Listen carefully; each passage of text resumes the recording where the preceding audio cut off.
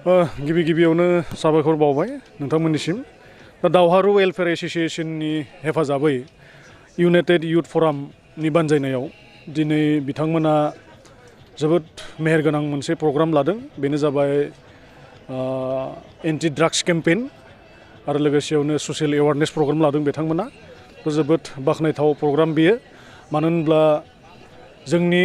समाजाव जिथु गाज्रि थासारि समाज फोसाबनायनि बिथिङाव बिथांमोना जि सजागता सभा लादों बे सभाखौ जोङो थारैनो वेलकाम खालामदों मानो होनोबा बे सजागता सभाखौ नांगौ जोंनि फरायनाय सेंग्रा सिख्लाफोरा आथिखालाव परिबेसजों मोगा मोगि जानानै सोरबा सोरबा ड्राग्स लायो सोरबा सोरबा गुटखा जायो सोरबा सिगारेट सोबो बिरि सोबलाबायो दा बेफोर जाहाथे जोंनि गेजेराव बा समाजाव गैया जायो आरो माखासे जोंनि बेनो खोथाया जे माखासे जोंनि दखान पहर बायदिसिनाफोराव माखासे जोंनि किसुमान गुटखा बायदिसिना फानो ना बिथांमोना दायखौ एरायखायो जे बिथांमोननि दायनि एरायनाया मा जे जोंहा गुटखा फाननायाव जेबो लस गैया बेयाव माने जोंहा पिक्सार होखानाय दङ जे सिगारेट स्मकिं इज इन्जुरियास टु हेल्थ होनना लिरनाय दोनो बिसोरो गावबा गाव एरायखायो बेखौ बेनिखायनो जोंनि गथ'फोरा एवारनेस नङा बेफोरनि खेथ्रआव सजाग नङा थ' बेनिखायनो जों खावलायदों जे जोंनि उथिफुनाय फरायसाफोरा भबिष्यत दङ दिनैनि फरायसाया गाबोननि भबिष्यत गाबोननि नागरिक देशनि नागरिक बिसोरनि सायावनो समाजा सोनारो बेखायनो आं सान्दों दिनै बिथांमोना NGOआ जोबोद मोजां प्रग्राम लादों जाहाथे जोंनि स्टुडेन्टसफोरा खोब सजाग जाना थानो हायो बेफोरनि बिथिङाव धन्यबाद बिदिनो NGOsफोरा माखासे स्टुडेन्ट अर्गेनाइजेसनफोर दोङो बिथांमोना टाइम एन्ड सिटुएसनखौ नायनानै सम मथे बिथांमोना एवारनेसफोरखौ लाबोबाय थायोब्ला बांसिन सजाग जागोन आरो सिनसियार जागोन जोंनि रायजो राजा बा स्टुडेन्टसफोरा बेखायनो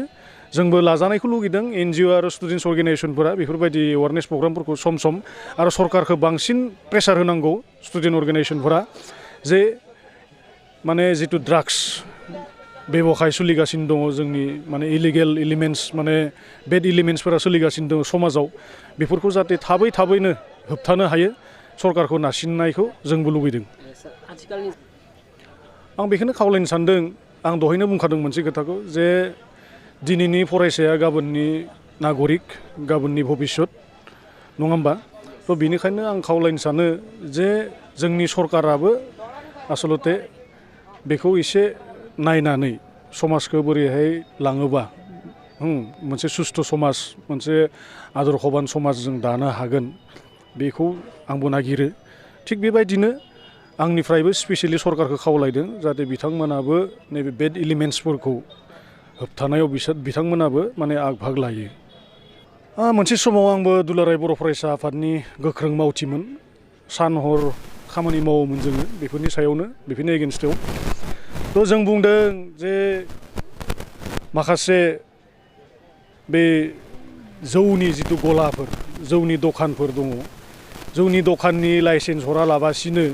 माखासे लाइब्रेरि लुनो थाखाय सरकारा जाहाथे थाखा सेंसन खालामनानै होयो मोजां मोजां लाइब्रेरि लुना होयो बेबायदि जोंबो धरना होबोदोंमोन थेवबो जोंनि समाजनि थासारिखौ नायनानै सरकारावबो जिहेतु जोंहा गिदिर गिदिर मानसिफोर दङ अभिज्ञ मानसिफोर दङ जोंनि डक्टर हिमन्त बिश्व शर्मा बिथाङा चिफ मिनिस्टाराबो खम अभिज्ञनि मानसि नङा बिथाङाबो जोबोद डिग्रिधारि बिथाङाबो बुजिनांगोन नङा होमबा थ' बिथाङा बुजिनांगोन जे जोंहा बेफोरनि खेथ्रआव बा वाइन शपआनो जा ड्राग्सनि खेथ्रआवनो जा बेफोरखौ होबथानो हायोब्ला नङा होमबा जोंहा समाजा मोनसे मोजां समाज दालांनो हागोन जोंनि साथ्र साथ्रिफोरखौ लानानै आरो बिथांमोना जुदि सानदोंबा जोंहा बांसिनै बेफोराव जोंहा लाब दङ गतिके जों बेफोरखौ खालामनांगोन होनना बुङोब्लाथ' जानाय नङा थ' बेनिखायनो आं बुंदों जोंनि माखासे स्टुडेन्ट अर्गेनाइजेसनफोर दङ NGOsफोर दङ बिथांमोना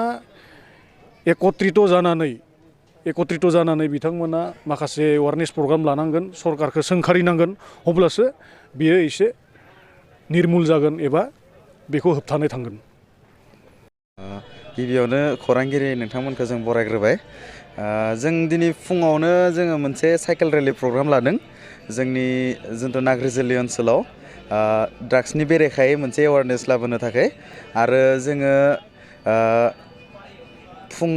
साइकेल रेलिनि उनाव जों मोनसे एवारनेस केम्पेनिं लादो माने लाखांबाय बे केम्पेनिङाव जोंनि बिबुंथिगिरिफोरा ड्राग्सनि सायाव ड्राग्स लाबा मा समाजाव माबा गोलैयो बेखौ फोरमायनानै थांबाय दा जोङो कालचारेल इभेन्ट लाखिदों बेयो रंजा बाजायै जों खुंगोन दिनै नोंथांमोना दि ड्राग्सनि नंगौ खारन जोङो गुबै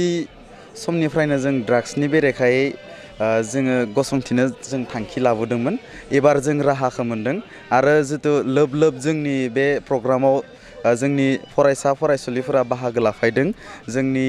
जितु समाजनि इन्टेलेक्सुयेल ससाइटिफोरा जोंनि जितु प्रग्रामाव दिनै हेफाजाब होनानै जोंखौ मदद होफैदों बे जोंनि उत्साहखौ दुगुन खालामदों जोंखौ डाबल खालामदों जोंनि उत्साहखौ आरो बेबायदिनो प्रग्राम जोंनि इउनाइटेड एलायन्स आरो दावहारु एस'सियेसना जों लाबाय थागोन